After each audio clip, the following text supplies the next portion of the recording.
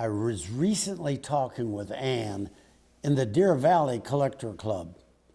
I learned something that was astonishing to me. I had asked her how many members were in the club, and this is her answer, quote, "We only have 215 members now. Our numbers have been declining with deaths from older members and not many new ones signing up," end of quote. That startled me. So I've done some research. Statistically, in the next 20 years, over one half of the people sitting in this room will be gone. Those statistics probably also include gathering of the green and classic green memberships and tractor clubs across this country and even around the world. Why does this frighten me? I think it's because I don't want the hobby to disappear. I want the hobby to do for others what it's done for me, such as get dirt and grease under my fingernails and sweat and have disappointments and have failures, nurture a passion, produce a pride, and experience the satisfaction of accomplishment. I want to pass on to others what I've learned because of this hobby. For instance, I've learned not to twist the head off of a lag bolt. I've learned how to read a parts book, how to load a 3-wheel tractor onto a trailer with only 2 ramps, how to clean old hard grease off of bearings, how to do research, how to wrap or warp sheet metal by sandblasting it, how little it takes to ruin a paint job, how to help others, how to give, how to receive, and how to control my pride and my ego and my temper, especially if I'm holding a hammer. I've learned how I often need to stop talking and just listen. 28 years ago, with the help of my son-in-law, Marvin Huber, we bought a 1936 B John Deere tractor. We found skeleton wheels for it and had mounted a 2-row cultivator on it. We took it to a tractor show and put it in line with hundreds of other tractors, and it was there that I heard a 10-year-old boy ask his dad, what were these old tractors used for? Dad's answer, they farmed with them, period. That inadequate answer has resulted in our 1930s Ag Museum, started 17 years ago, where our tractor is surrounded now by 48 John Deere implements that could have been pulled or powered by the bee in the decade of the 30s. We can now answer that young boy's question.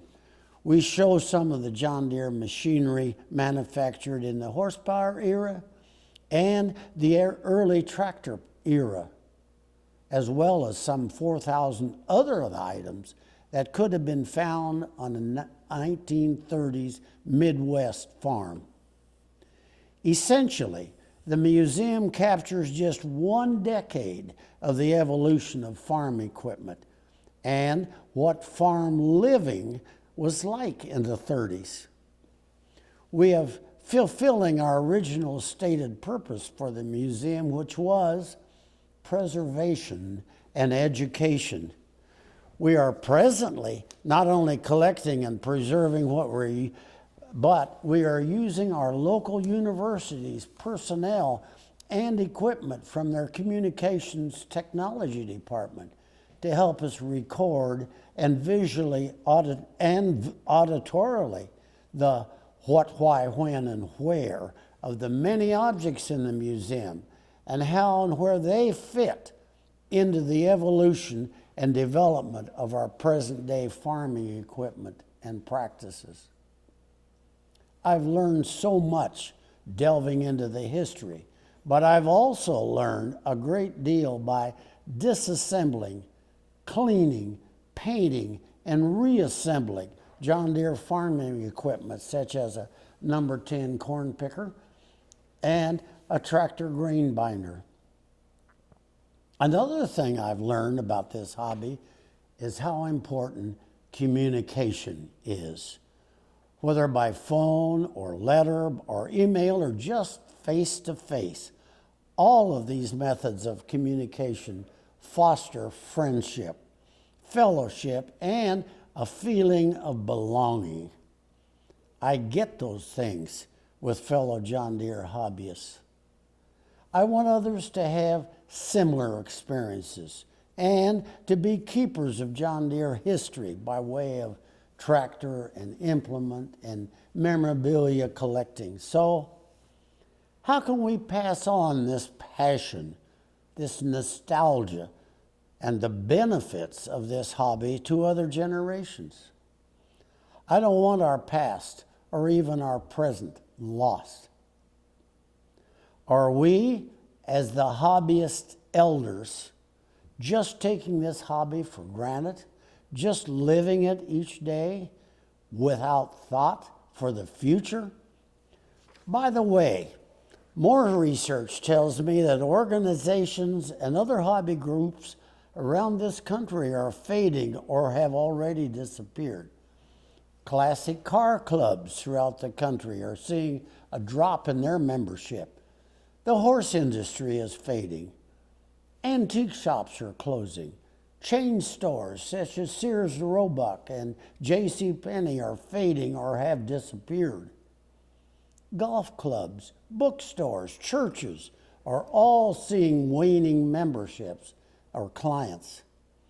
They have been caught up behind their fences. Well, I choose to believe that John Deere collectors and hobbyists across this country are capable of not letting their passion fade. There is hope for green and yellow hobbyists to change, to hurdle our fences and become stronger and grow. Yes, changes in our universe, changes occur every day, constantly changing in our entire universe. Let me tell you of only a few of the many, many changes I've seen in my lifetime. For instance, I've seen changes in writing utensils. When I was a kid, I only had a pencil and a dip pen. That's all there was.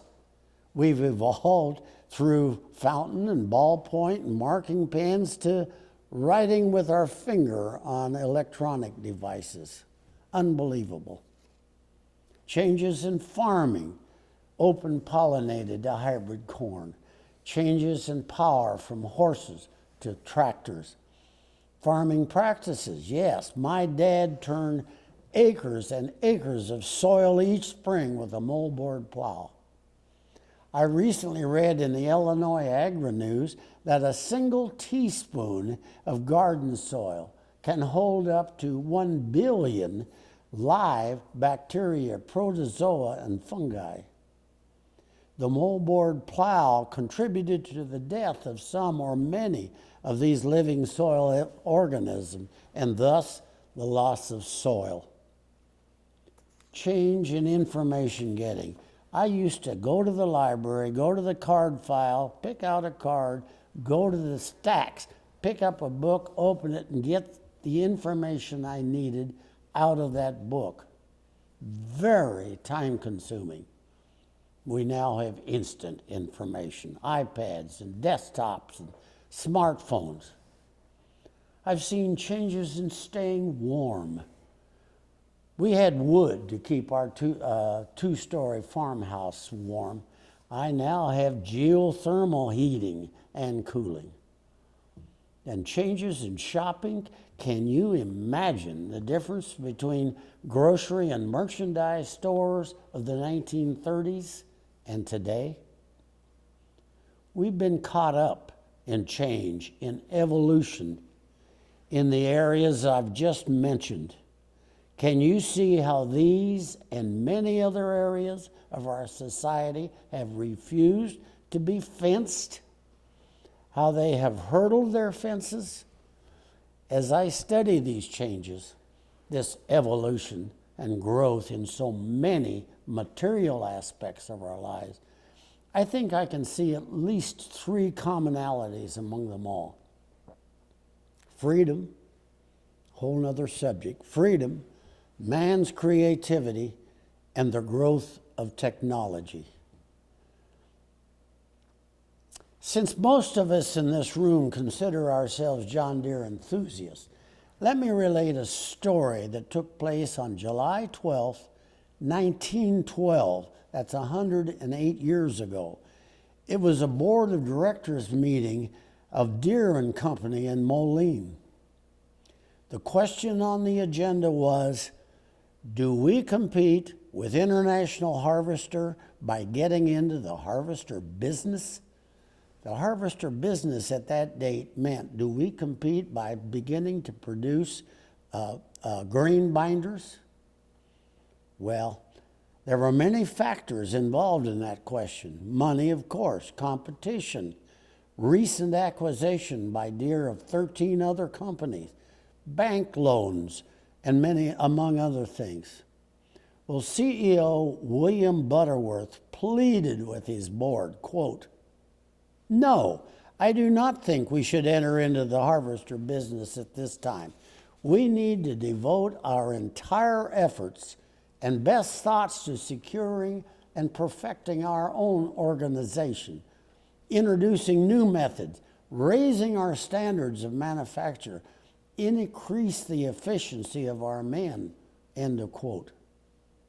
But board member Willard Veely countered that statement with this, and I quote, "There is no such thing as equilibrium in business. The movement is either progressive or retrogressive. My opinion, carefully considered, is that to conserve what we now have, we must aspire to get more." End of quote. Soon, grain binders and corn binders were being produced in the new Harvester Works plant. And by the way, in 1927, Deere combined their grain binder machinery with their thrashing machinery, combined them, and came up with their first number 2 combine. They've been making combines ever since in that Harvester Works plant. My interpretation of this piece of history is that Mr. Butterworth felt it wise to stay inside the fence, to conserve, to refine, while Mr. Veely said, yes, we must improve what we now have, but we must also look into the future. We must move forward. We must hurdle the fence. I ask you, sitting here tonight, is there not a lesson for us in this piece of history? Enjoy what we have, yes. Improve what we have, yes. But we must look into the future of this hobby as well. Let me give you another amazing story. In my hometown of Quincy, Illinois, we have a family-owned knapheide manufacturing company. In 1848, it started by making wagons. By 1890, they were also making steam-powered saws, presses, and planers. In 1910, they installed wagon bodies on Model T truck chassis. In 1938, they began making all-steel grain beds and stock racks for farm truck chassis. I'll bet some of you in this room remember knapheide steel grain beds. In 1978, the company began making service bodies to put on small truck chassis. Today, they recently opened another multi-million-dollar plant and are making aluminum service bodies. They make more service bodies today than any other company in the world. The company motto for the last 172 years has been never settle. Never settle. I hope we in this hobby never settle. Nothing escapes the law of change. Change has always occurred, and changes will continue to occur in every phase of our lives, whether we like it or not. What will we do with the change in this hobby? Will that change be progressive or retrogressive? How do we take our passion for this hobby, the thirst for history, and it's just plain fun, and hurdle them into the future? How can we bring new participants, new leaders, new experts into this hobby? Or maybe I should have asked this question much sooner. Is this hobby, with the experiences it has given us, worth the effort to pass it on to a new generation? Sitting here tonight are many older people who share with us their experiences, their passions, their values, and stories of the good old days. You've heard some of their stories about the Waterloo boy and the orchards and the high crops and the Dane and Dad's old A tractor and plowing all night with it, and how to adjust a clutch, and how they forgot to switch the lever from gasoline to distillate, resulting in a long walk back to the fuel barrel. You've heard those stories. But let me tell you something. The older people in this room and the hundreds of elder John Deere hobbyists around this world have more expertise, more information in their brains, more wisdom, more knowledge, and more skills in their fingers than ever was or ever will be written in books or saved by any technique ever. Those qualities cannot be found anywhere else. We can and we must become the hobby's hurdlers and pass these priceless possessions on to the others if this hobby is to survive. We must become one or more of what I call the 4 M's: the modelers, the mentors, the motivators, the mobilizers. We must be one of those 4 or all 4 of them and bring in another generation of hobbyists. I know it can be done. We only have we not only have examples of organizations and clubs that have done it, I've done it myself. Not as a John Deere hobbyist, but let me tell you one of my stories about being a motivator and a mobilizer. One time parents came to my office to request that their 4th grade son be admitted to our school. This boy had failed or had been kicked out of 4 other schools.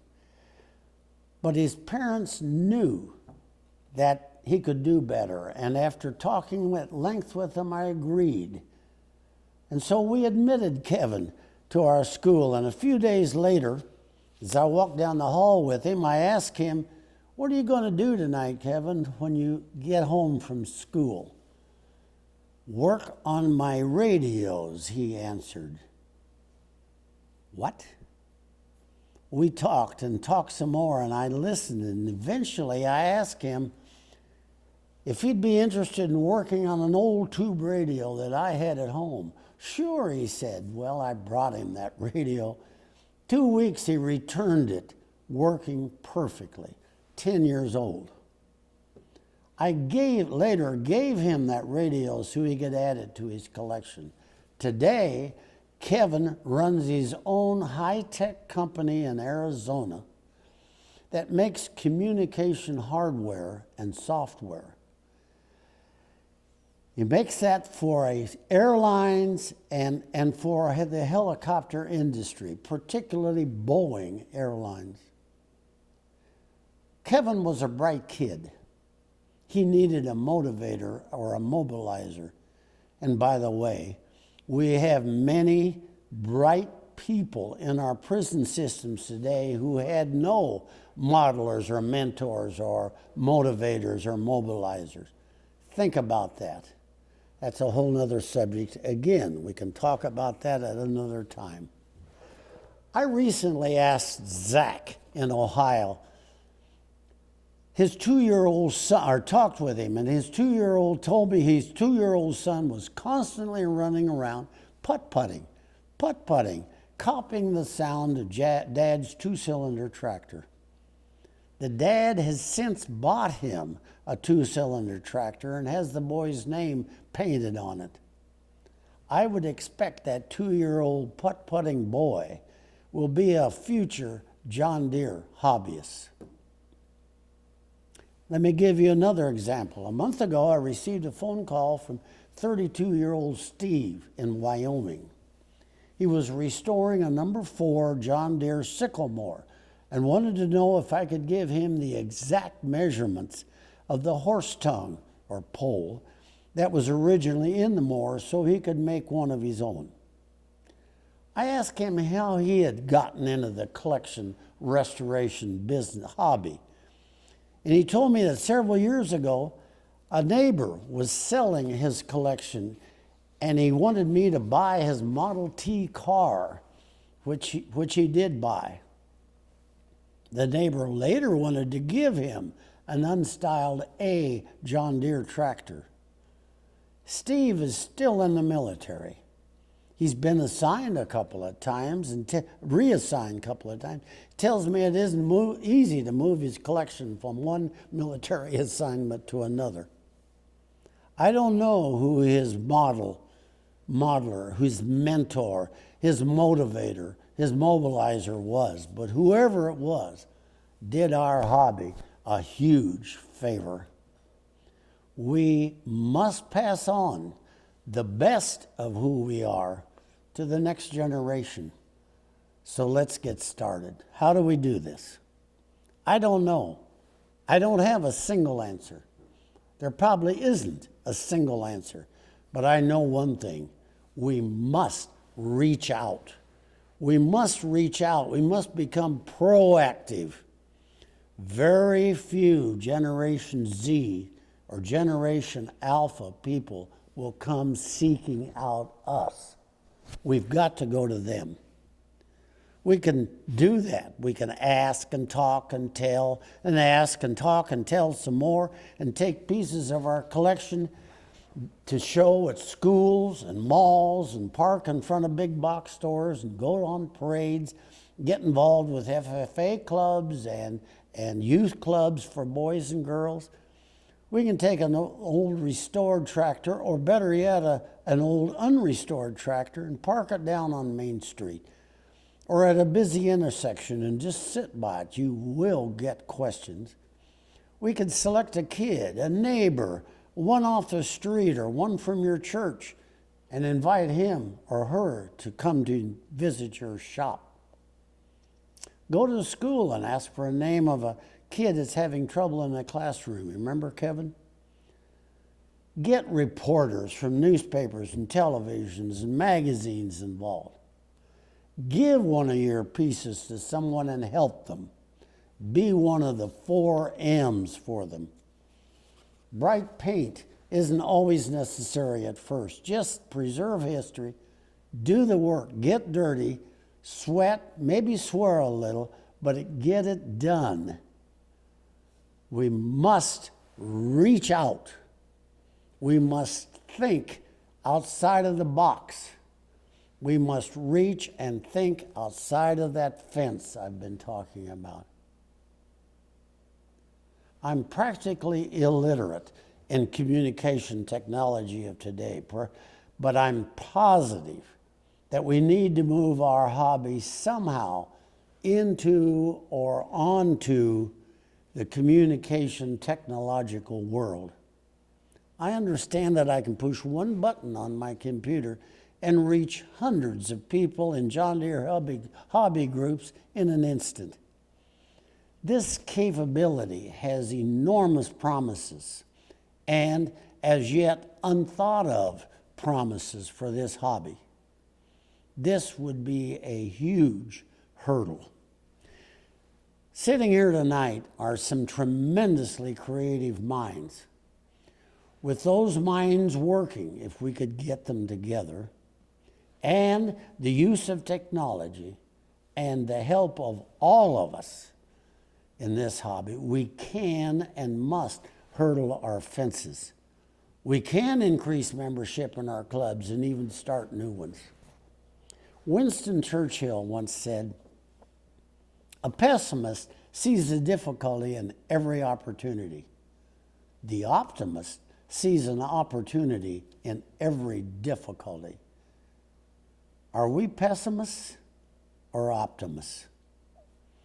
Please remember one thing.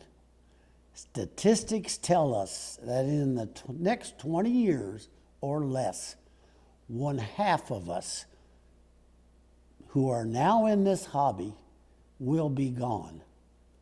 And so I would ask all of you tonight a very serious question. If not you, who? Thank you for listening.